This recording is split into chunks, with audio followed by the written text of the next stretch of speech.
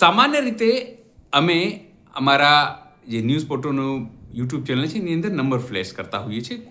કોઈને કોઈ વાત હોય, સમસ્યા હોય અથવા તો કોઈને રિપોર્ટર તરીકે જોડાવવો હોય તો તે જોડાઈ શકે છે. પણ આ નંબર ઉપર અમને અલગ અલગ જિલ્લાઓમાંથી ફોન આવતા હોય પોતાની સમસ્યાઓને લઈને. એવો જ એક ફોન આવ્યો વિજાપુરથી, એટલે મહેસાણા ડિસ્ટ્રિક્ટથી. એ કાકાએ સ્પષ્ટપણે પોતાનું નામ કીધું અને કીધું કે જે રીતે સીજે ચાવડા કોંગ્રેસમાં હતા અને રીસર્વેની વાત કરતા હતા, પણ તે હવે ભાજપમાં આવી ગયા છે, ત્યારે કહે છે કે સરકાર કહેશે તે કરીશું. એટલે કે સીજે ચાવડા કેવી રીતે બદલાઈ ગયા છે. તે સિવાય તેમણે પોતાના વિસ્તારની વાત કરી છે કે ત્યાં બસો સમયસર આવતી નથી, વિદ્યાર્થીઓને ખૂબ જ મુશ્કેલી થાય છે. આપ વિચાર કરો કે કોઈ વ્યક્તિ વૃદ્ધ છે, શું એણે સ્થાનિક તંત્રને નહીં કીધું હોય? શું આ તમામ સમસ્યાઓ સ્થાનિક તંત્રને નહીં ખબર હોય? ખેડૂતો માટે રીસર્વેનું મોટો પ્રશ્ન નથી, પણ મીડિયાને ફોન કરીને માહિતી આપે અને એને અપેક્ષા હોય કે મીડિયા એમની વાત પહોંચાડશે. સ્વાભાવિક છે, આવા ઓડિયોને અમે લોકો મૂકતા હોઈએ છીએ અને લોકો સુધી પહોંચાડતા હોઈએ છીએ. નમસ્કાર, હું છું ચિંતામણી પુત્રવીન પટેલ. સ્વાગત છે આપણો અમારા કાર્યક્રમમાં. આવો સાંભળીએ આ કાકા કઈ રીતે સીજે ચાવડા અને ઉપર અવિશ્વાસ કરી રહ્યા છે અને ભાજપમાં ગયા પછી કેમ બદલાઈ ગયા છે તેવી વાત કરી રહ્યા છે અને પોતાની સ્થાનિક સમસ્યા જે છે તેને મુદ્દે શું કહી રહ્યા છે. હાલે અમારે ગામમાં જે નેતાઓ આવ્યા હતા, ચૂંટાયેલા ધારાસભ્યો. અચ્છા, શું નામ છે? પેલા આપનું નામ કોણ, કયા જિલ્લાથી ગામથી હોય એ મારું બોલો. નામ લખો, પટેલ ગોપાલભાઈ લખુદાસ, ફુદડા. ઓકે, ગામ ફુદડા, તાલુકો વિજાપુર, જિલ્લો મહેસાણા. જી બોલો. બરોબર, ખ્યાલ આવી ગયો ને? ખ્યાલ આવી ગયો, બોલો બોલો. એ અમારા ગામમાં સાહેબ લોકો ડોક્ટર શ્રી ચાવડા પેલા કોંગ્રેસ હતા, તો કોંગ્રેસ ભાજપ જતા રહ્યા. બરોબર. પેલા કોંગ્રેસ સાહેબ અમને વાયદો કરજો કે જૂની જે છે ને સર્વે એ નવું નાબીદ કરશું, જૂનું જે સર્વે છે ને તમારું જમીન એવી રાખશું, એવું કઈ જતા સાહેબ. બરોબર. આજે શું કે અમે તો થાય એવું ને એવું કહ્યું પાછું. આજે શું કીધું? આજે કે અમે છે ને રી સર્વે એ નવું નાબૂદ ના થાય એવું કહ્યું. અચ્છા, સીજે ચાવડાએ? હવે સાહેબ જમીન સાહેબ લોકોને હોય ઘણા 50 ગુંઠા થઈ, 30 ગુંઠા થઈ, લોકો ખેડૂતો નોમ ખોવાઈ ગયો જમીન સાહેબ. કયો ના, પણ આવી રીતે કેવી રીતે કહી શકે? એ તો સરકારને રજૂઆત કરવી પડે ને. સરકાર બધું સાહેબ કરી જ નહીં. કોંગ્રેસ અત્યારે મીઠું મીઠું બોલતા હતા, અત્યારે તો બોલતા નહીં બિલકુલ. અમે શું સાહેબ ભાજપ જતા રહે. ભાજપનું કોઈ પેલા કોંગ્રેસ સાહેબ બધું ભાજપ પુષ્કળ બધું કાપતા હતા, અમે બધું અમે એના થઈ ગયા. એટલે આજે ગામમાં સભા હતી, લોકો જીતા હતા ને, તાલુકા પંચાયત, જિલ્લા પંચાયત, નેતાઓ પૂજા ગુમાયા હતા. આભાર વ્યક્ત કરવા અમે તમે બધું જીત્યા છે એવું કહેવાયેલા. બરાબર. એટલે અમે કહ્યું ચોખ્ખું સાહેબ જુઓ, તમે પોતે બોલીને જાશો આજે 2-3 વર્ષ પહેલો કે અમે જૂની છે રીસર્વે એનું આખું નવું નાબૂદ કરશું. અચ્છા, એવું કહેલું. પણ અત્યારે પાછા એવું કે અમે કોઈ થાય એવું નહીં, અમે આગળ એવું બોલવા મળે ના કહેવા મળે. હવે સાહેબ સરકાર જે મફળી બિયારણ લોકો ધાર્યું હતું, અમે ખેડૂતો નહીં, હજી લોકો ખેડૂતો બિયારણ નહીં મળ્યું. અચ્છા, ના મેં ખાલી એ જાણવું છે, સીજે ચાવડાએ એવું કીધું હતું પહેલા કે ભાઈ બદલાઈ દઈશું, આવું કરી દઈશું? હા સાહેબ વિજાપુર મીટિંગ હતી, ખેડૂતો 500 ખેડૂતો આવ્યા હતા. અચ્છા, અમે બધા કોપી આલી છે, જમીન રીસર્વે કોપી આલી છે. હું સાહેબ 2078 ધક્કા કરું છું મહેસાણા રીસર્વેમાં. કોઈ સરકાર નિકાલ આવતી નહીં. તમારા ધારાસભ્ય તરીકે સીજે ચાવડા છે, હે ને? હા સાહેબ, વિજાપુર તાલુકામાં. અચ્છા, વિજાપુર તાલુકાના. તો તમારા જેવા કેટલા લોકોની સમસ્યા છે ત્યાં રીસર્વેમાં? હા સાહેબ, આખા કોઠા વિસ્તાર મહેસાણા જિલ્લો કેવો કે સવારથી બધા ખેડૂતો તકલીફ છે. વચ્ચે ખેડૂતો કાઠિયાવાડથી આવ્યા હતા ગોધીનગર, મહિનો પડી ગયા આ રીસર્વેમાં નાબૂદ કરવા માટે. કોઈ સરકાર જવાબ ના લે. કયો પણ તમારે ત્યાં તો મહેસાણામાં તો પેલા નીતિન પટેલ એતા મોટા મોટા નેતાઓ છે બધા ભાજપના. નીતિન પટેલ તો અમારે ચૂંટણી આવ્યો સાહેબ, નવો છે જિલ્લાનો આવ્યો. અચ્છા, હા, નવો અમે ચૂંટણી. સાહેબ તમે સંસ્કારો અમે દરેક જાહેર કહી નાખો, આ સરકાર ભાજપ સરકાર ખેડૂત તરફે નથી, આ સરકાર બોગસ છે. અરે પણ કાકા તમે કહો છો, પણ આ મોદી સાહેબ ને ભૂપેન્દ્રભાઈ તો એવું કે છે કે ભાઈ અમારી તો ગરીબોની સરકાર છે ને ખેડૂતોની સરકાર છે, ને તમે એવું કહો છો કે એ લોકો. હું સાહેબ ગરીબોનું હોય, આ એસટી પાસે કેટલી બસો કેટલી બંધ કરી છે, અમારા વિદ્યાર્થીઓ ટીપો બંધ કરી છે. કયો વિજાપુર ડેપો ને છોકરો સ્કૂલમાં કેટલા જવું એ સવાલ છે. અચ્છા, પણ આ કોઈ સાંભળતા નથી ને લોકો? તમારા ધારાસભ્યો કે આ ભાજપના લોકો સાંભળતા નથી કઈ?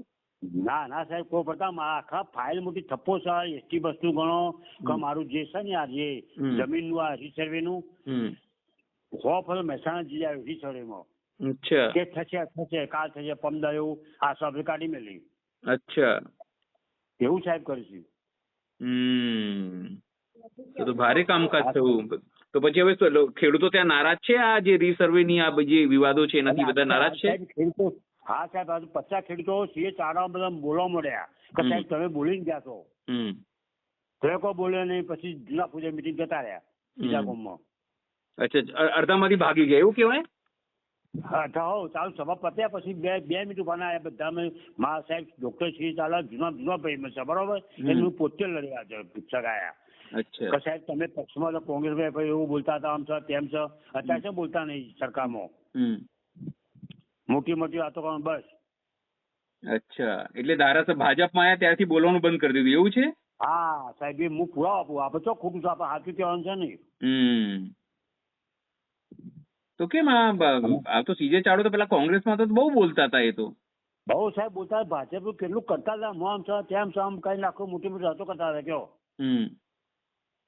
અમે 2000 ખેડૂતો અમે વિજાપુર મિટિંગ બોલાયા હતા કોંગ્રેસ ફળ બધા, એ બધા રીસર્વે બધી અરજીઓ એમને આપી દીધી રૂબરૂ.